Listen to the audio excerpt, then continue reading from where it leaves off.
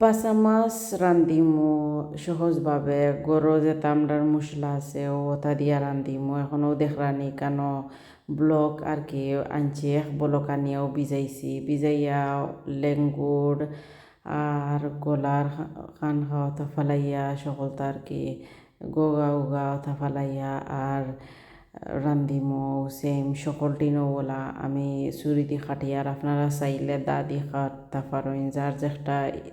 পালা লাগে ইউজ করবা আর আমি আগেও আরও 3টা রেসিপি দিছি মাছর চাইলে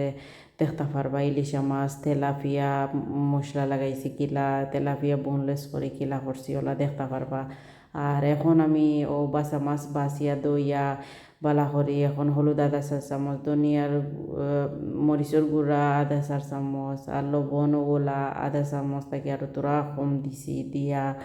ফ্রাইং প্যানও 2-4 চামচের মতো তেল দিছি দিয়া আর বাসা মাছ ওলা আর কি দিলাইছি বাসা মাছ আসলে ইলিশা মাছের লাগানো খাইতে ওলা মজা লাগে ডিফারেন্ট হইল কি বাসা মাছ ছোটো আর কি আর ইলিশা মাছ তো আর বড় এদায় খাটিয়া সাইজ মানানি যাইব এখন বাচ্চা চাইলে মাঝে দিয়ে ফাড়া দিতে পারেন আমি আর ওলা দিলাইছি আস্তা হয়ে আজকে রান্ধি লাইমু আর ও বিরান 8 মিনিট ফয়লা দিছি বাদে আরও 6 মিনিট হইব ও বিরান হয়ে গেছে এখনও হান্ডি মাঝে আমি 3-4 চামচ তেল দিয়া আর একটা মিডিয়াম সাইজের পেঁয়াজ কুচিয়া দিলাইছি লগে 4 চামচর মতো হইব লবণ দিছি দিয়া বালা করে পেঁয়াজরে বাজিয়া হলুদের গুঁড়া আধা 4 চামচ মরিচর গুঁড়া ইকানো ওলা দিলাইম 1-4 চামচ ধনিয়ার গুঁড়া 1-4 চামচ আর রাঁধুনি মশলা আর কি 1-4 চামচ দিলাইমু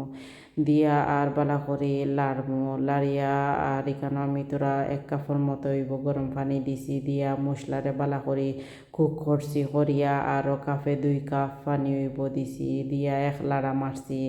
মারিয়া এখনও 20 মিনিটর লাগে গুড়িয়া থইছি 20 মিনিট বাদে